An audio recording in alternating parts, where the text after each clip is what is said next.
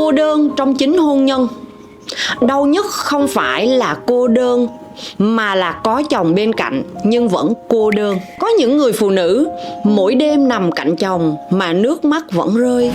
Bên ngoài ai cũng nghĩ là họ sống trong một gia đình trọn vẹn, nhưng bên trong họ cô đơn hơn bao giờ hết.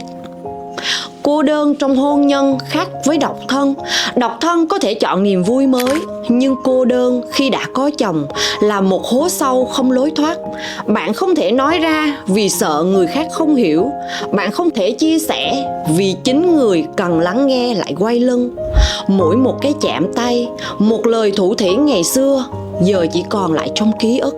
Và người phụ nữ dần mất đi niềm tin rằng mình xứng đáng được yêu. Cô đơn trong hôn nhân là tiếng kêu không ai nghe thấy,